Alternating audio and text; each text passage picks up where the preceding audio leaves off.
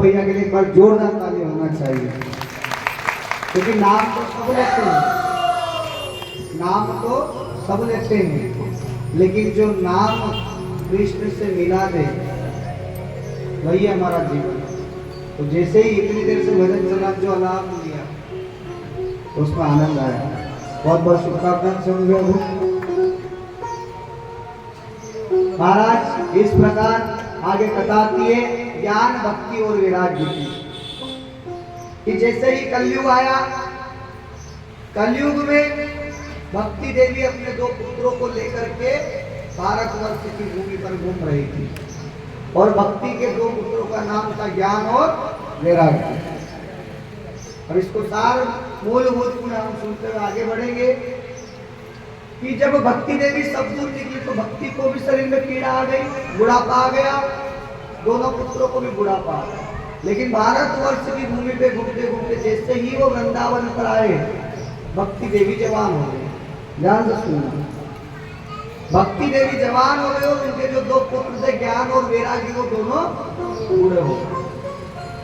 अब सवाल ये होता है महाराज, क्या कारण कि माँ जवान हो गई और बेटे बूढ़े हो गए? कभी ऐसा हुआ है कि नदी उल्टी धारा में बह रही है? कभी ऐसा होता है क्या कि माँ जवान हो जाए, बेटे बूढ़े हो जाए? अच्छा लगेगा? लेकिन कलयुग के प्रभाव से ऐसा हुआ है, कथा आती है। लेकिन वृंदावन की भूमि का ऐसा तब तक क्यों? क्योंकि मां कृष्ण की भक्ति थी और भक्ति को कृष्ण ने हृदय में वास दिया था, और ये वरदान दिया था कि भले कलयुग आ जाए लेकिन 8000 वर्ष तक यहाँ पर भक्ति प्रेम रूप में विराजमान रहेगी। कितने वर्ष तक? 8000 वर्ष तक, कलयुग आने के बाद भी। अभी कलयुग का प्रारंभ भी क्या हम 4-4,500 के आसपास तक पहुंचे होंगे।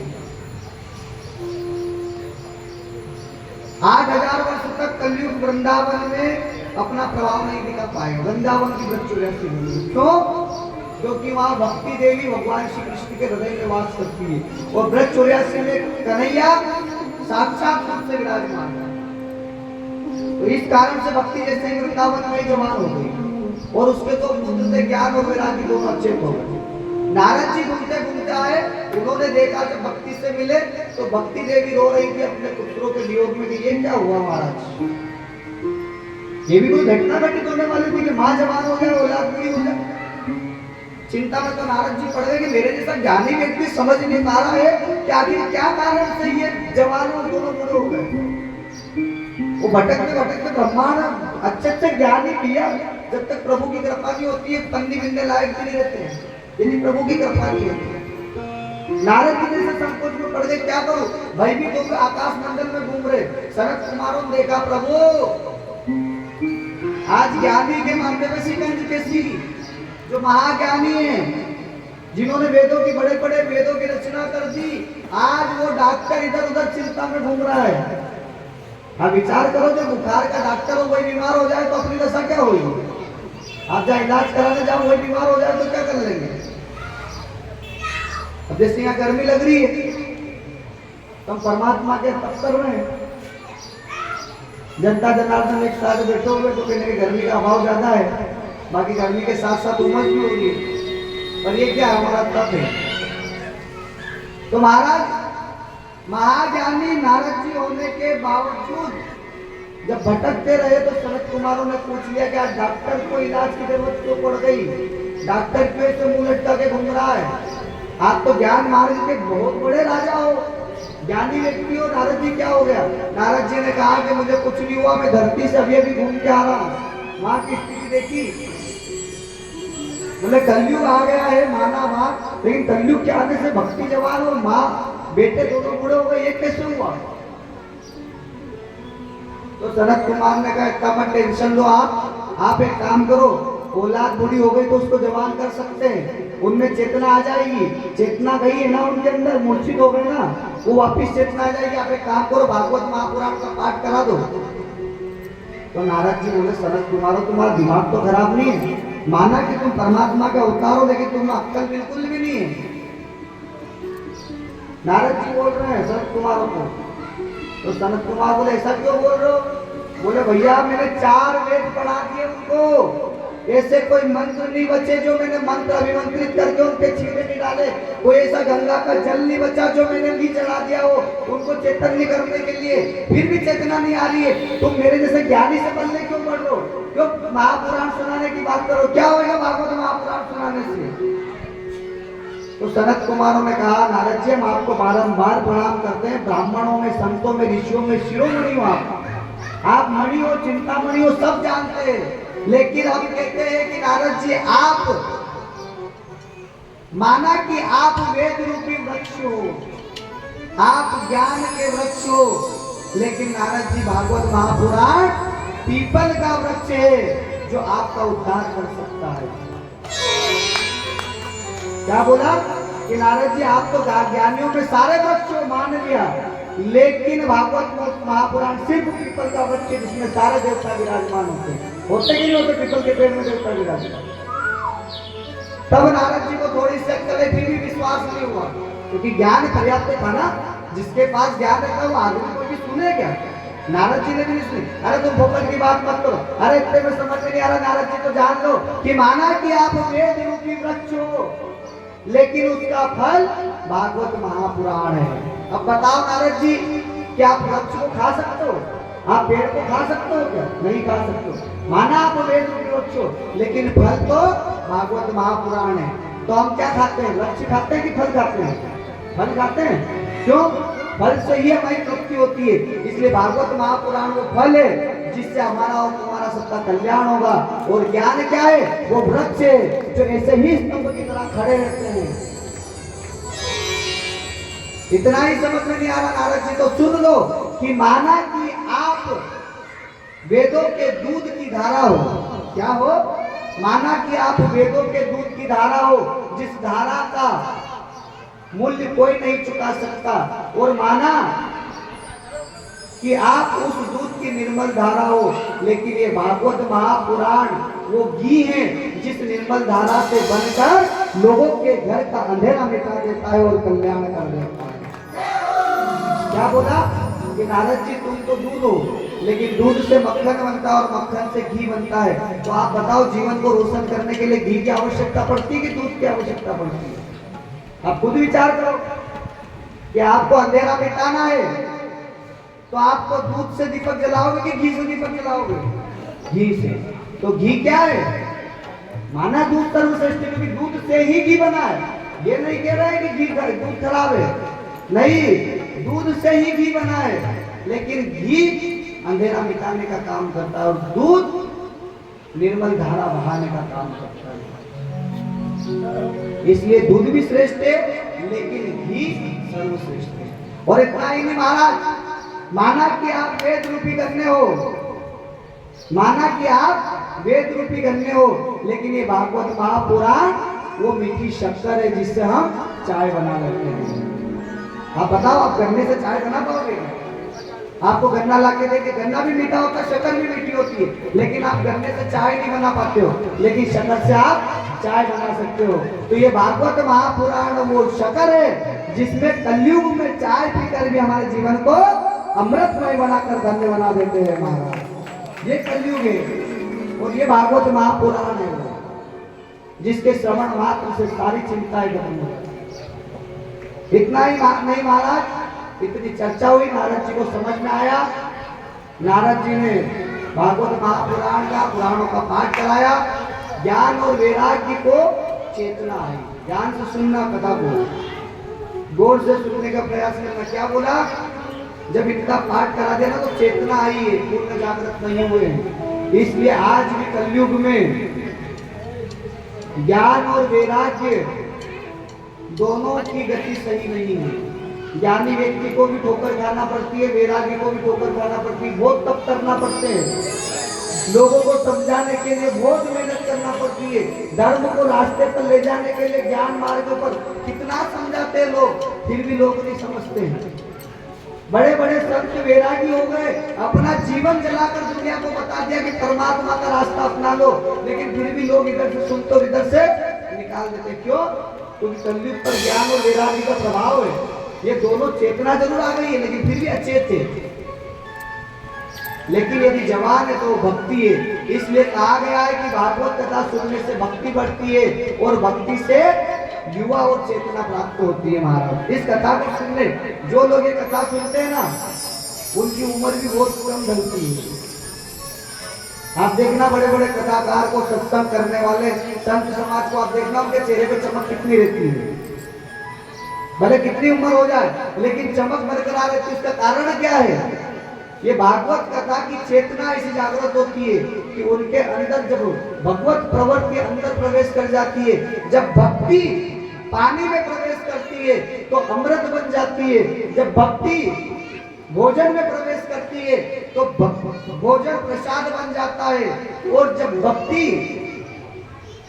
भजन में प्रवेश करती है तो भजन कीर्तन बन जाता है, और जब भक्ति घर में प्रवेश करती है तो घर मंदिर बन जाता है, और जब भक्ति इंसान में प्रवेश करती है तो इंसान मानव बनकर परमात्मा को प्राप्त हो जाता है।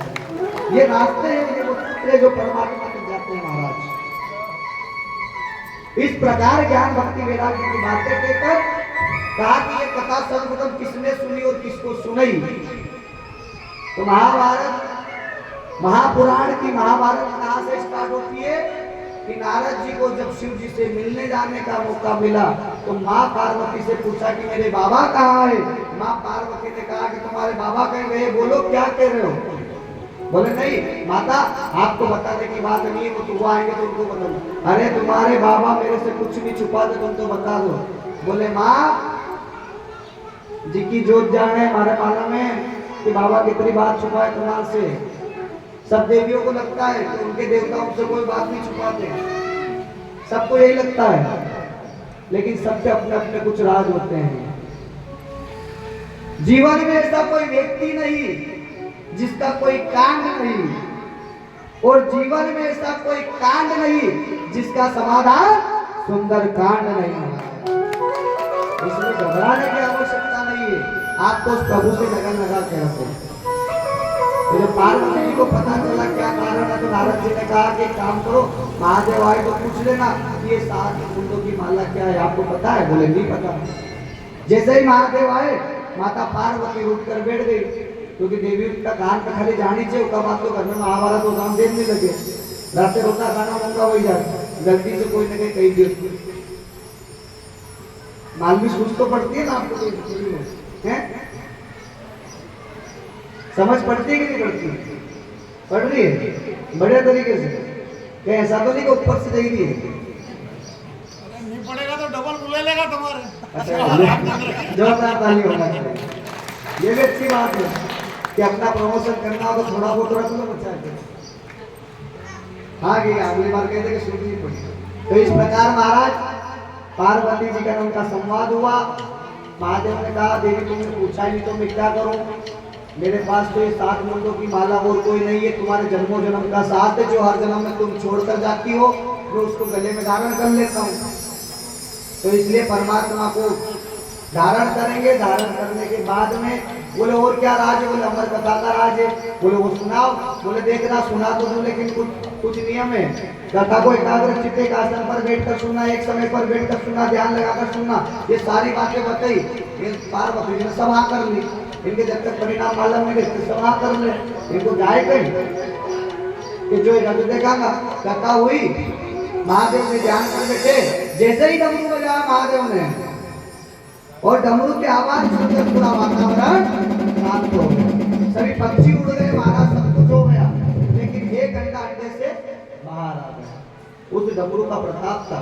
बाहर आया, शिव जी ने देखा कि ये कैसे आदि कथा हुई 10वें स्कंद तक आए। माता पार्वती ने उतार देना बंद कर दिए, सुख ने उतार देना चालू कर दिए। जब ध्यान से प्रभु बाहर आए तो पता चला कि पार्वती सो रही थी, तो कथा किसने सुनी?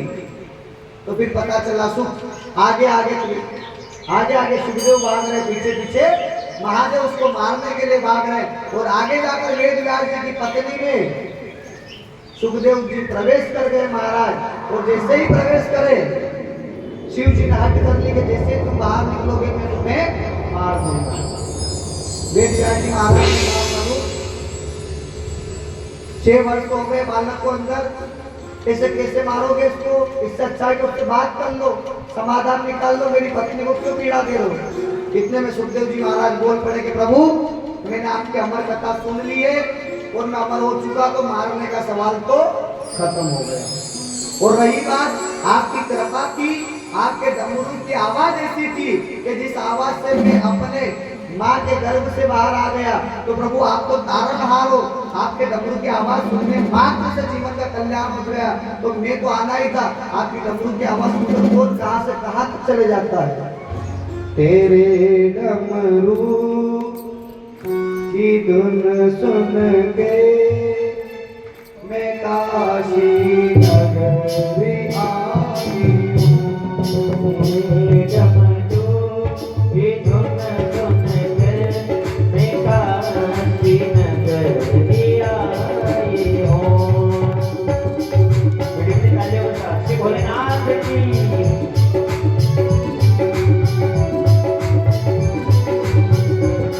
तेरे डमरू की धुन सुन कर मैं काशी नगरी आई हूँ। तेरे डमरू की धुन सुन कर मैं काशी नगरी आई हूँ। मेरे भोले ओ भोले मैं काशी नगरी आई हूँ। मेरे भोले ओ भोले मैं काशी नगरी आई हूँ।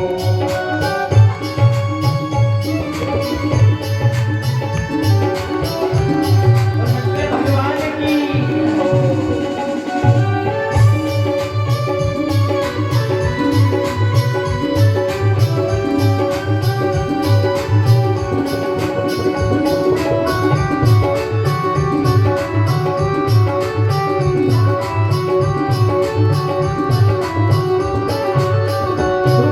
सुना है हमने ओ भोले तेरी काशी के गंगा है। सुना है हमने ओ भोले तेरी काशी गंगा है। सुना है हमने ओ भोले तेरी काशी के गंगा है।